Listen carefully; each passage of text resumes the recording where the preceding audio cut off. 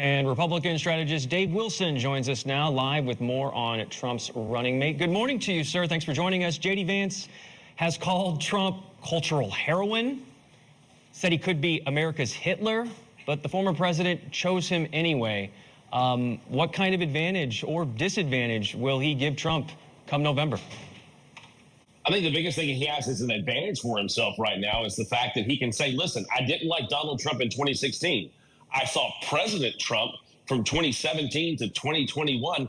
And during that presidency, I saw things that really changed my mind. And that's exactly what he told Sean Hannity yesterday when he was made as the pick for the VP slot here with the Donald Trump ticket. That's the important thing, I think, that he has to be able to sell Donald Trump to the rest of America, saying, listen, I was a never Trumper naysayer, and now I'm on the ticket because I saw what President Trump did as president, and I want to see that happen again. It's a Republican pattern within the party of people being highly critical of him, but then coming right back to the dance, whether it's Lindsey Graham or Marco Rubio. I mean, we've seen others do this same kind of pivot depending on the dynamics of the time. I also want to get your opinion on a narrative that's emerging right now, that this really was a legacy selection.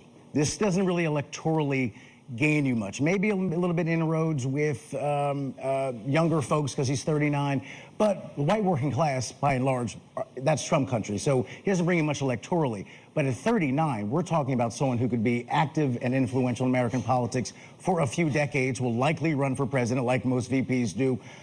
This was about the extension of the MAGA movement, not a pass the torch, but a certainly setting the stage for that passing to J.D. Vance. Do you agree with that? He's picked somebody half his age there, Rob. I mean, that's an amazing thing. When we talked about it before, you know, we go back to what Nikki Haley told Gayle King on CBS this morning. We were choosing between two 80-year-old white men, and now we're actually having a vice presidential pick who at 39 has a longevity in politics that could last for decades. So, yes, I actually do think we're looking at a situation right now where Donald Trump is not only looking at, hey, listen, who can carry on this movement moving forward, but also who can talk to my voters that I had back in 2016 who were possibly not energized enough to be able to show up in 2020. Therefore, he didn't win against Joe Biden then, but I can get them to show up in 2024 because when you look at the battleground states, the 6 or 7 states that really are the ones that play here, J.D. Vance has an ability to talk to what we used to call the Reagan Blue Dog Democrats and say, listen, I came from nothing just like you did, just like you are, in the same working class America. So I think while the electoral math may be different than what we're used to seeing, the appeal that J.D. Vance has to an audience that needed to be energized for Donald Trump, I think he's going to be that person that they're looking for.